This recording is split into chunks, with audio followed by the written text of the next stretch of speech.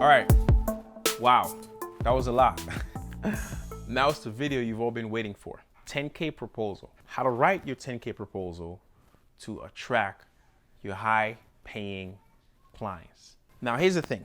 Although this video is the title of the course, you've actually already done the 10K proposal. You've been working on it throughout this entire class. Now here's the thing. A proposal is a document that you use to showcase your services and share the client your process and etc. But the real proposal actually happens on the phone or via Skype or Zoom or whatever with the client. You should never, ever send a client a proposal that don't even know what to expect in that proposal. Conversations about how much, what's going to be offered, when, all of those things should have already been handled at the verbal conversation stage. The proposal is just a legal document, or it's not even a legal document actually. It's just a formal document that outlines everything you've spoken about up until this point and puts it all together into one presentation that they then can take to their team members, their employees, their bosses, their owners, whoever, to talk about what service you're going to be offering. So with that said, let's talk about the proposal. Now I have a proposal template with me here. I'm going to pull up the laptop and we're going to go through it page by page. But I just want to remind you, we've spent time learning about what a 10K project look like, right? We've already figured out what that project looks like. We already got our full production down in place, right? We understand. And if you didn't do so, pause the video, go work on those, right?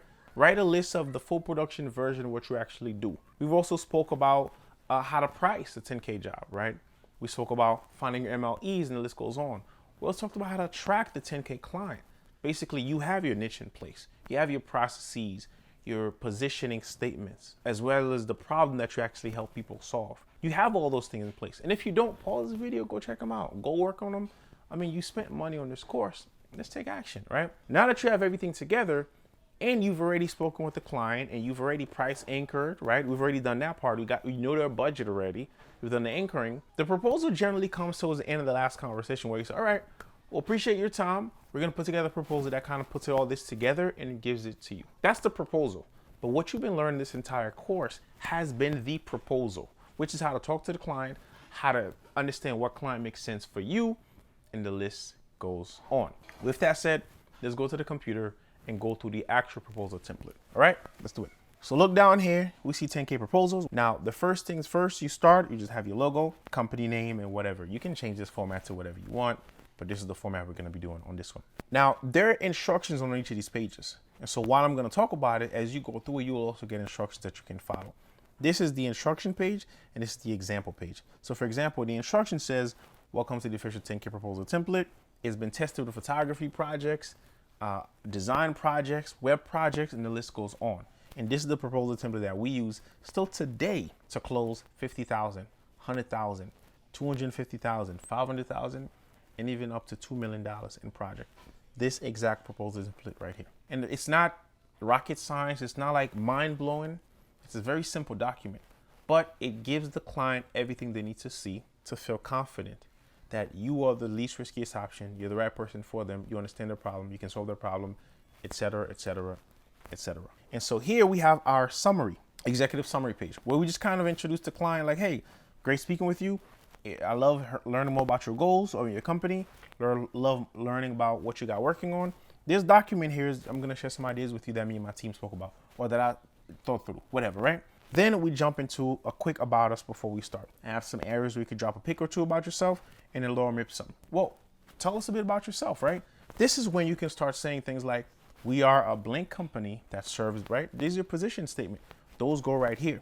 This is the about us section. And you can maybe add, established in 2021, blah, blah, blah, design is a insert position statement right here. And then if you want to add one more sentence that maybe takes your processes. So we took our clients through a process that starts from blink and blink and goes through blink and blink and ends with blink and blink. That could be your about. You can make it long. You can say out like long walks down the beach, but that works, right?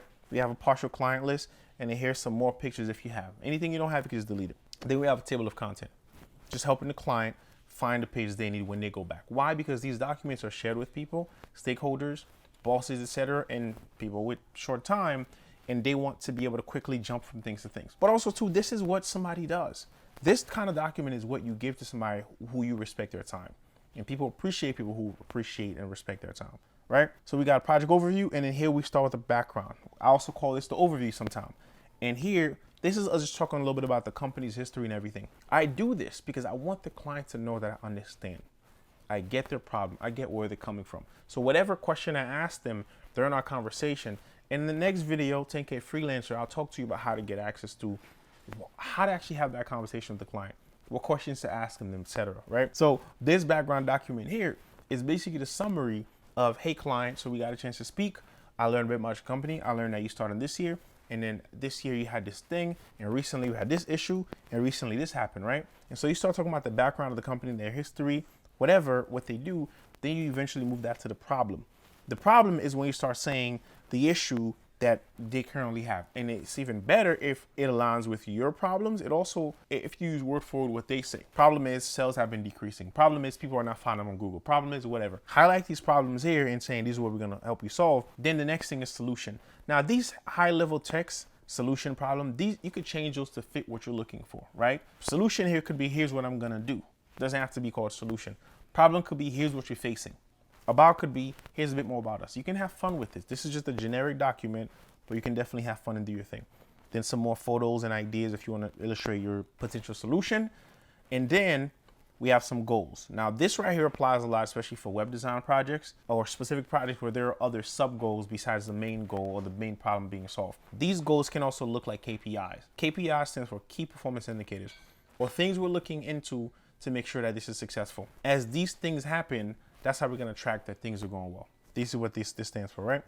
And then our friend, the P word. Now I'm gonna talk to you about how we're gonna approach doing this thing, right? And so here the instruction says, the process is what helps clients overcome their objections. This tells them the approach you're going to take to solve their problem. It lets them know that they can trust you, and the list goes on. So if you're a photographer, your process may be mood board, cast, content, whatever. If you're a developer, it could be this. If you're a copywriter, it could be this. So these are some examples of your stages, high level of your stages for the process, right? So here's an example. Company's team, like your team, will have a dedicated project manager from the team who will be the main contact, blah, blah, blah, etc. Then you go to then you have access to our process, our progress, and our tasks. Whew, some words right there, some bars. Anyways, process is broken into 6 stages. Stage 1, here's setup. And then stage 2, hit the keyboard tab. So stage 1, stage 2, stage 3. And what I did here is I just made these grayed out, and this is black. So as they go through it, it look like you're selecting things, right? Stage 2, and these are summaries. We're just summarizing. So during the setup stage, that's when we get to know you, introduce you to our tools and our team and whatever. Next, discovery. During the discovery phase, that's when we'll learn a bit more about your clients. So we ask them questions like this, questions like that, things like this, things like that, etc. And you do the same thing for all the others, photos if you need it, content development, and then launch. And then after that, again, you want this to be the least riskiest. You want to give people a way to track you and make sure you're doing what you need to do. That's when we introduce them with a timeline now.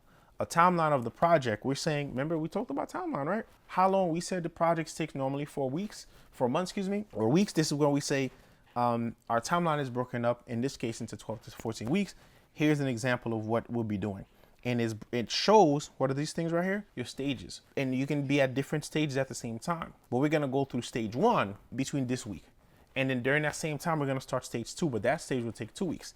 Stage 3 will take 1 week, but we'll start on the 3rd week. You get the picture, right? Towards the end of stage 3, we're gonna start stage 4, a little bit, couple days before. This timeline shows it. And if something goes wrong, you can always tell the client, hey, something's changed. But you have this timeline that you're gonna show them to give them more confidence. And then we jump to investment, right? Now, one thing we didn't talk about, but it's really important, is when you're pitching the clients, it's important for you to think of the idea of packages. The reason is because when you pitch a client packages, they're competing, they're like trying to negotiate between your service and your service and your service versus yours and somebody else's service. So when you give them a package, they get to choose and decide. So what happens, right? Generally, what I may do is I may do the full production as the whole package. So what's all these? This comes with this comes with this. I'm dropping my full production. Makeup artist, right? Or mood, if it's a website, mood board, copywriting, SEO implemented, everything that comes with the website. If it's photo shoot, everything, location scouting, everything will be here. And then I start thinking about what other things can I add that may not necessarily be there, but it will be a nice upsell. So the list of full production, I actually added to like more of the smaller partial type of things, right? So let's say all these 3 things here were all the full production things listed. Then I think about what other things can I offer that's not here. For example, maybe somebody hired you to do website, but you acknowledge that they need custom illustrations because those would make the project look really nice. As the director, you reach out to another company that does illustration and they charge $2,000 for it. And then you reach another company and they charge $5,000. Another one charged $6,000. You're like, okay, I get it. Maybe you do choose to work with a $2,000 company, but you add that to your invoice instead of $2,000. Maybe you added that's $4,000, right? Because you're the director, you can do those kind of things. And so I may add illustration package as an item here. So my partial or my lower fulfills my full production, but then anything extra I can add on top of that, I add it to future tiers, tier 1, tier 2, and tier 3. And that's what the packages show. And then there's just a random quote that would go here. And then after that, we have case studies where you show like case study number 1, company wanted to do this and they do that. So they reach out to me. Here's how it turned out. Company 2, here's how it turned out. And then any final thoughts you need to say, and then the end. That's how you go about writing a $10,000 proposal, right? That was a lot. So take a deep breath, take another read at it, look at the document, do what you need to do to make this proposal the normal thing that you do in your business. So now move on to the next video where I close this thing up and send us all home. All right?